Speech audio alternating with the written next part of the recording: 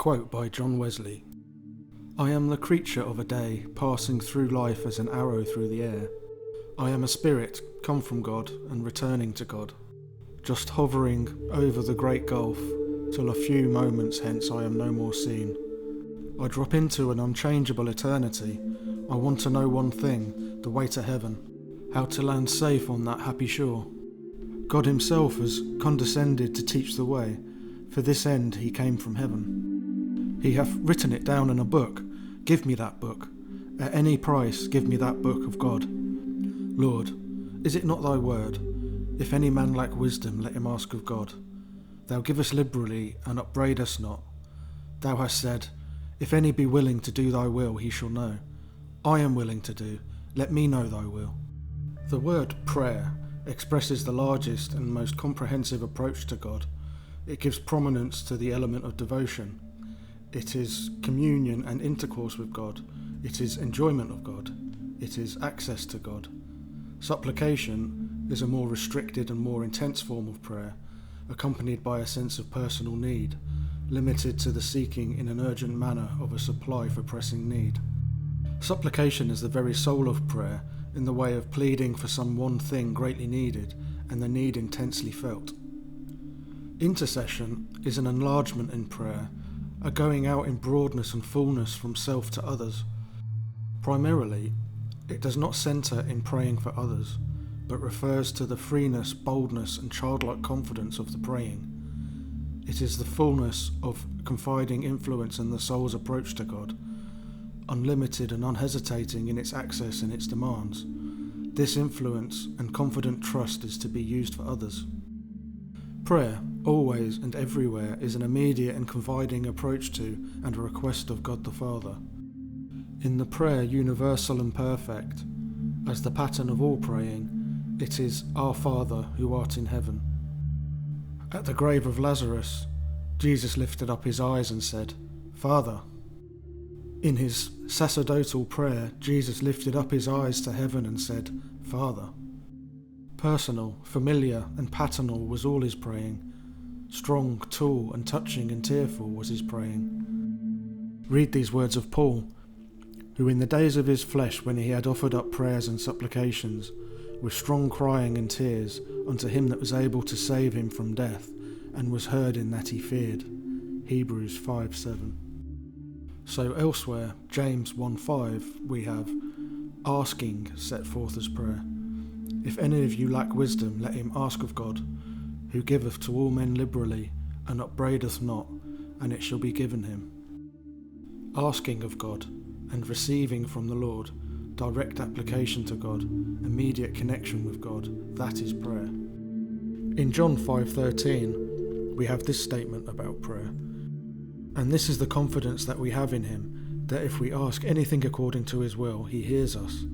And if we know that he hears us, whatever we ask, we know that we have the petitions that we desired of him. In Philippians 4:6, we have these words about prayer. Be careful for nothing, but in everything by prayer and supplication, with thanksgiving, let your requests be known unto God. What is God's will about prayer? First of all, it is God's will that we pray. Jesus Christ spake a parable unto them to this end, that men ought always to pray and not to faint. Paul writes to young Timothy about the first things which God's people are to do, and first among the first he puts prayer. I exhort, therefore, that first of all, supplications, prayers, intercessions, and giving of thanks be made for all men. 1 Timothy 2:1. In connection with these words, Paul declares that the will of God and the redemption and mediation of Jesus Christ for the salvation of all men are all vitally concerned in this matter of prayer. In this, his apostolical authority and solitude of soul conspire with God's will and Christ's intercession to will that men pray everywhere. Note how frequently prayer is brought forward in the New Testament. Continuing instant in prayer, pray without ceasing, continue in prayer and watch in the same with thanksgiving. Be ye sober and watch unto prayer. Christ's clarion call was watch and pray. What are all these and others if it's not the will of God that men should pray? Prayer is complement, make efficient and cooperate with God's will, whose sovereign sway is to run parallel in extent and power with the atonement of Jesus Christ. He, through the eternal Spirit, by the grace of God, tasted death for every man. We, through the eternal Spirit, by the grace of God, pray for every man. But how do I know that I'm praying by the will of God? Every true attempt to pray is in response to the will of God. Bungling it may be, and untutored by human teachers, but it is acceptable to God, because it is in obedience to his will. If I will give myself up to the inspiration of the Spirit of God, who commands me to pray, the details and the petitions of that praying will all fall into harmony with the will of him who wills that I should pray. Prayer is no little thing, no selfish and small matter. It does not concern the petty interests of one person. The littlest prayer broadens out by the will of God till it touches all words, conserves all interests, and enhances man's greatest wealth and God's greatest good. God is so concerned that men pray that he has promised to answer prayer. He has not promised to do something general if we pray, but he has promised to do the very thing for which we pray. Prayer, as taught by Jesus in its essential features, enters into all the relations of life. It sanctifies brotherliness. To the Jew, the altar was the symbol and place of prayer. The Jew devoted the altar to the worship of God.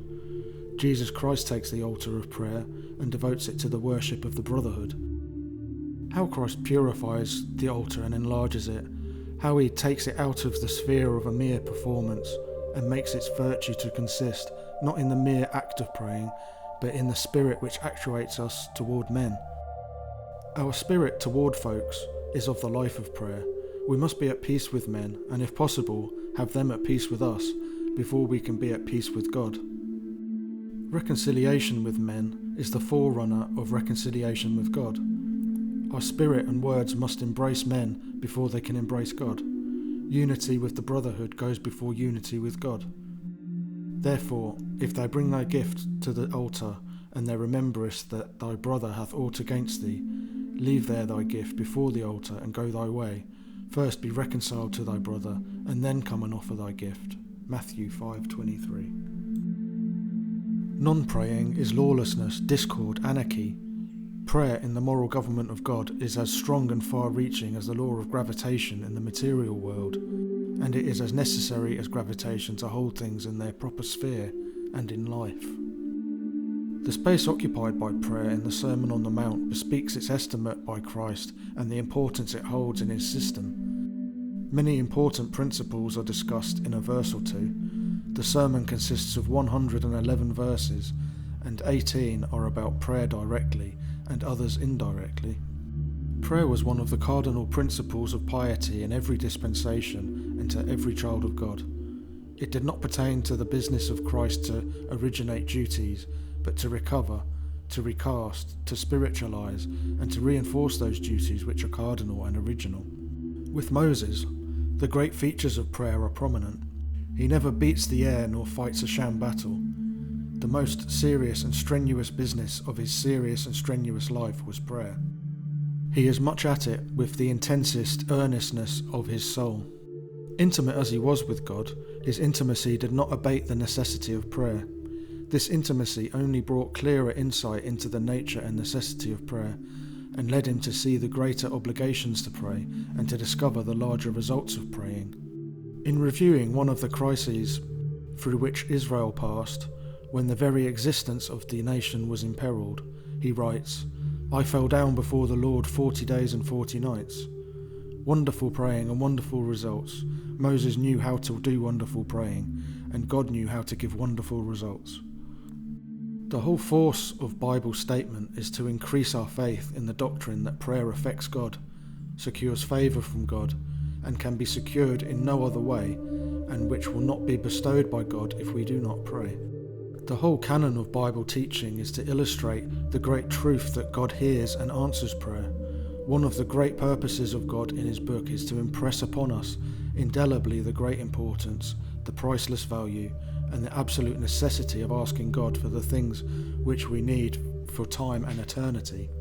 He urges us by every consideration and presses and warns us by every interest. He points us to his own Son, turned over to us for our good, as his pledge that prayer will be answered, teaching us that God is our Father, able to do all things for us and to give all things to us, much more than earthly parents are able or willing to do for their children. Let us thoroughly understand ourselves and understand also this great business of prayer. Our one great business is prayer, and we will never do it well without we fasten to it by all binding force. We will never do it well without arranging the best conditions of doing it well. Satan has suffered so much by good praying that all his wily, shrewd and ensnaring devices will be used to cripple its performances. We must, by all the fastenings we can find, cable ourselves to prayer. To be loose in time and place is to open the door to Satan. To be exact, prompt, unswerving and careful in even the little things is to buttress ourselves against the evil one. Prayer, by God's very oath, is put in the very stones of God's foundations, as eternal as its companion, and men shall pray for him continually. This is the eternal condition which advances his cause and makes it powerfully aggressive. Men are to always pray for it. Its strength, beauty and aggression lie in their prayers. Its power lies simply in its power to pray. No power is found elsewhere but in its ability to pray. For my house shall be called the house of prayer for all people. It is based on prayer and carried on by the same means. Prayer is a privilege, a sacred princely privilege. Prayer is a duty, an obligation most binding and most imperative, which should hold us to it. But prayer is more than a privilege, more than a duty. It is a means, an instrument, a condition.